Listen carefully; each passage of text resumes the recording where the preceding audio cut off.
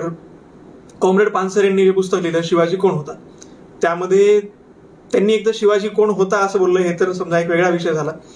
पण त्याशिवाय अशी गोष्ट आहे की त्यांची जी विचारधारा आहे त्या विचारधारेचा चष्मा लावून तो शिवाजी महाराजांकडे पाहत होता गोविंद पानसरे. तसंच असा आरोप ते पण करू शकतात की आपण एक चष्मा लावून पाहतोय वगैरे वगैरे. तर एका इतिहासाकडे पाहायचे अनेक दृष्टिकोन असू शकतात.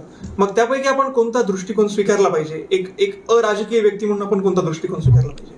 मी कायम एक वाक्य सांगतो होता, गोविंद पानसरेंनी जे शिवाजी कोण होता लिहिला हे शब्द चुकीचाच आहे.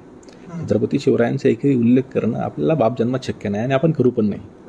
मुळात मी कायम सांगतो, ज्या ज्या कागदावर छत्रपती शिवाजी महाराजांचं नाव लिहिलंय, मग तो काल लिहिलेला का असेना, प्रत्येक कागद वाचून काढा, प्रत्येक कागद, आणि ती सगळी कागदं वाचून झाल्यानंतर, तो सगळा इतिहास वाचून झाल्यानंतर मग मत बनवा की शिवाजी महाराज कसे आहेत. शिवाजी महाराजांनी तिरुवन्नमलाई आणि समुद्र पेरुमला जाऊन मशिदी पाडल्यात आणि तिथे परत मंदिरांची पुनरुभारणी केली. हे 50 वर्षापूर्वी लोकांना माहिती होतं. शिवाजी महाराजांनी गोव्यामध्ये 4 पादऱ्यांची मुंडकी छाटल्यात का तर पोर्तुगीज व्हायसरॉयला त्यांनी सल्ला दिला की धर्मांतरण करून घे गोव्यातल्या हिंदूंचं म्हणून. तर हे सगळ्यांना माहिती आहे अगोदर, आज नव्यानं घडते असं नाहीये. पण हे मागं टाकून छत्रपती शिवरायांच्या चरित्राविषयी चुकीचे विमर्श प्रस्थापित केले गेले, म्हणून खरा इतिहास मांडावा लागतोय. छत्रपती शिवरायांचं चरित्र खूप विशाल आहे, पण त्या चरित्रामध्ये जर चुकीचे विमर्श येत असतील तर हिंदू म्हणून आपल्या सगळ्यांचं कर्तव्य आहे की ते खोटे विमर्श खोडून टाकणं.